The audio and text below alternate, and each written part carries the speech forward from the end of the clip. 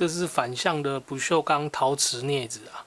所谓反向的意思是说，它压的时候会是打开来的，这样知道吗？就是它是反向的啊。这边是不锈钢的，然后这边是陶瓷的，耐高温的啊。它有